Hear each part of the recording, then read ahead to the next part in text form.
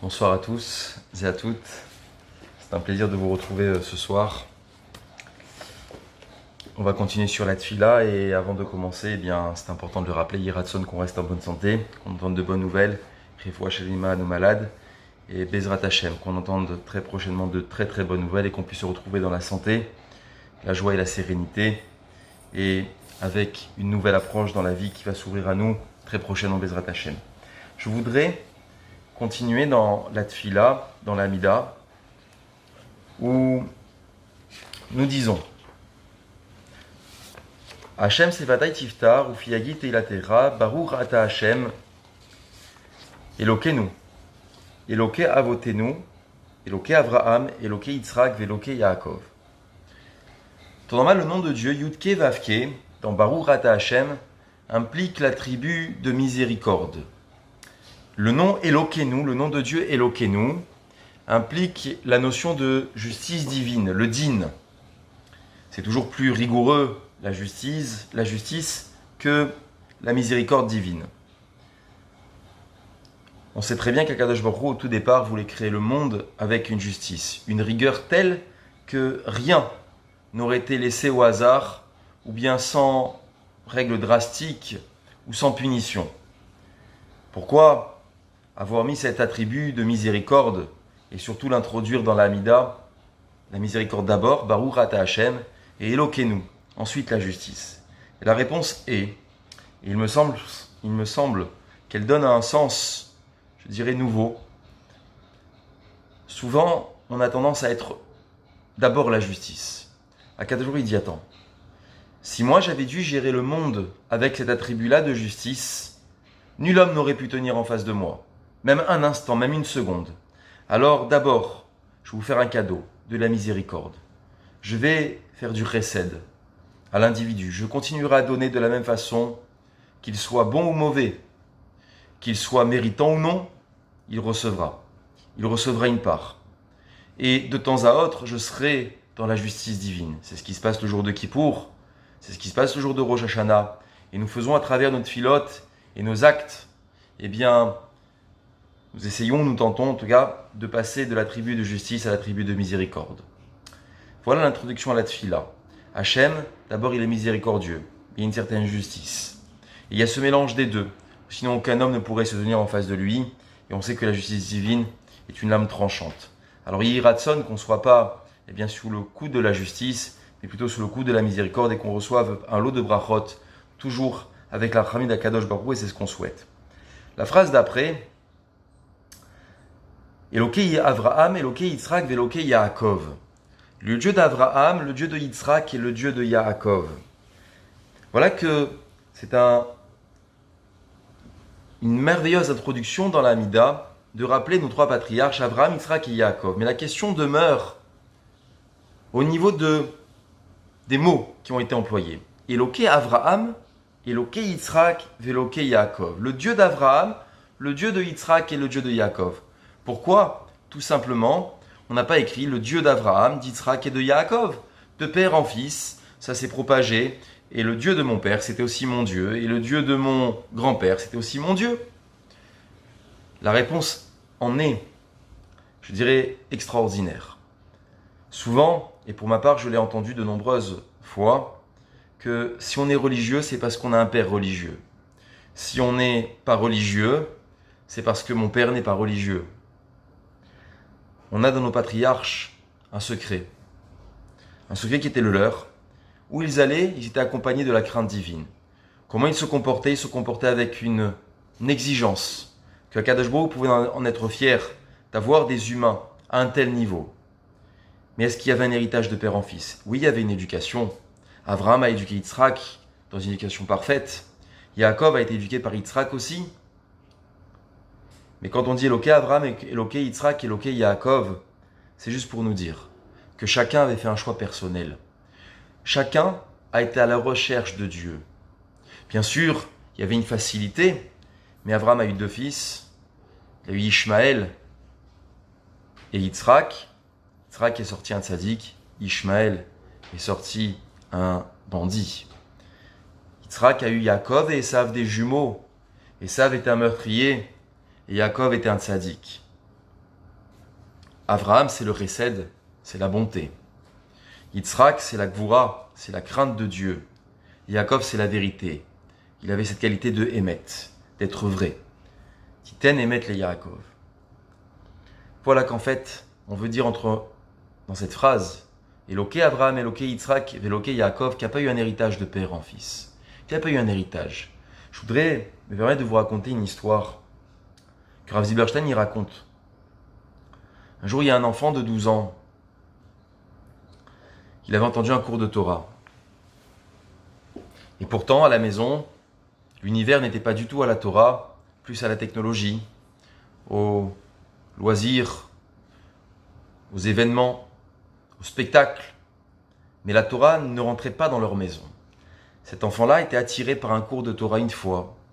Puis il a voulu aller une deuxième fois. Il y a goûté une troisième fois. Et son père, en voyant que son fils fréquentait des endroits pas très cachers pour lui a demandé: mon fils, où vas-tu tous les jours? Je te vois partir de la maison avec un large sourire et revenir encore plus émerveillé à ton retour. Papa, je vais te dire quelque chose, j'écoute des cours de Torah d'un rave. Le père furieux lui dit: il est hors de question que tu retournes voir ce rave que je ne connais pas, mais tout simplement que tu étudies la Torah. Il est hors de question. Cet enfant-là, tout triste, est apeuré d'abord par la réaction de son père, mais se dit: qu'est-ce que je fais? Qu'est-ce que je fais? La Torah, c'est l'héritage de notre peuple, et pourtant mon père se refuse de l'étudier, et moi je suis amoureux.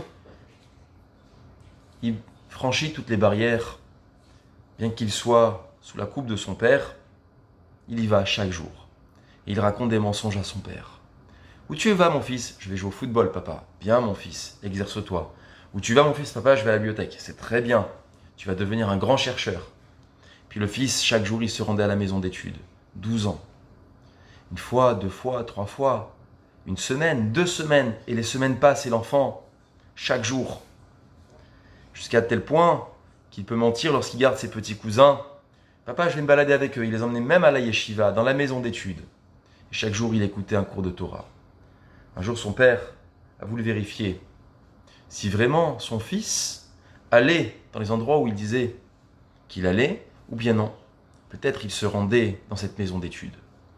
Et voilà que, au bruit des pas, l'enfant, au bruit des pas de son père, il reconnaît. Il dit: mon père approche, il est dans la maison d'études, il ne sait pas où se cacher. Il y a des chaises, des tables, des livres, mais où se cacher? Où? Et là, il voit le Héral en face de lui. Le Héral où on entrepose des siffrés Torah. Il s'accourt vers le Héral, il l'ouvre, il rentre à l'intérieur et il se cache. Tout le monde, dans les yeshivas, est stupéfait de voir l'enfant se précipiter dans le Héral et se cacher à l'intérieur. Le père rentre, regarde le maître, regarde les élèves, demande si un des enfants correspondant à ce prénom-là et à cette ressemblance était présent. Le maître lui dit: je ne l'ai pas vu ici. Le papa quitte l'endroit, s'éloigne de la yeshiva, et l'enfant. On lui tape à la porte, on lui dit: tu peux ressortir, ton père est parti. En ressortant, le fils est triste. Il dit: je regrette, j'ai menti à mon père, je le blesse, il ne sait pas où je suis. Le Rav lui a donné un conseil, un seul conseil, que pour ma part j'ai trouvé incroyable que l'on puisse évoquer la sensibilité et le bonheur pour attendrir le cœur de n'importe quel individu sur cette terre. Le Rav lui a dit à l'élève, lui a dit: je comprends ton mal-être, je comprends ton malaise, et il est certes vrai, j'entends ta douleur, mais si tu montres chaque jour à ton père que tu es heureux lorsque tu étudies, eh bien, crois-moi que ton père aura à cœur de te rendre heureux, de te rendre ce sourire. Il verra que tu es un bon garçon dans cet univers-là, il te laissera grandir dans la Torah et les mitzvot. Et bien voilà que le père, qui avait un cœur intransigeant, au début, en voyant son fils, eh bien revenir de la maison d'études, et que le fils lui dit: papa, j'ai bravé tous les dangers, et même ton ordre, et j'en suis désolé. Mais je suis amoureux de cette Torah-là. S'il te plaît, laisse-moi étudier. Bien sûr que la première fois, le père a refusé. Il a dit: le fils, laisse-moi aller une fois par mois. Le Le père a accepté une fois par mois. Et en voyant son fils grandir, évoluer, avoir un bon comportement, refléter les valeurs de ce qu'est un individu noble et responsable, eh bien, à son tour, le père lui a dit, vas-y 2 fois par semaine, 3 fois par semaine, et vas-y tous les jours. C'est cela, l'univers de la Torah. La Torah ne se transmet pas de père en fils, mais elle se donne d'une manière, eh bien, sage, réconfortante, mais pas avec du din, pas avec de la justice. Je voudrais juste terminer ce cours un peu plus tôt que d'habitude. On est dans une période de confinement et les nerfs peuvent être mis à rude épreuve. Nos nerfs, c'est nos épouses, nos époux, nos enfants, le quotidien, le stress, l'anxiété, la peur, mais surtout le doute. Un peu de souplesse. À Kadosh Baruch Hu, il a dit Baruch Ata Hashem. Mon nom en premier, c'est la miséricorde. Je vais te donner même si tu ne mérites pas. Un peu de souplesse. Après, on verra le din. Le monde, il repose sur ce principe-là. On est exigeant quand on est à la maison. Un peu de souplesse. Tout le monde est angoissé, tout le monde est stressé, tout le monde a ses peurs, tout le monde a ses doutes. Tout le monde a son travail, a son quotidien, a ses attentes, mais un peu de miséricorde. Sous cet attribut divin-là, eh bien, Akadosh Baruch Hu se calque à nous. Pour terminer et finir la boucle, eh bien, cet enfant-là, dans l'histoire que je vous ai racontée là, le père a fait tchouva. Il a dit, si mon fils est tellement heureux, c'est qu'il y a quelque chose d'incroyable dans cette Torah et je veux la découvrir. Il y a une sérénité, il y a une atmosphère qui se dégage, il y a une bonne odeur. Alors il a voulu s'approcher à son tour, jusqu'au point où son père a dit à son fils, merci de m'avoir montré le chemin. Eloké Abraham, Eloké Yitzhak, Eloké Yaakov, il n'y a pas d'héritage, tout le monde a une part. Je voudrais rappeler une phrase de Rav Sitruk, une phrase qui en dit long. Il a dit, quand on regarde le clan Israël, il y a 2 catégories. Il y a les religieux, ceux qui sont engagés, ceux qui ont fait le travail nécessaire pour s'attacher à la Torah et à Kadosh Baruch Hu. Et la deuxième catégorie, écoutez bien, c'est pas celle que vous pensez. La deuxième catégorie, c'est ceux qui sont en voie de le devenir. C'est ceux qui vont le devenir très prochainement.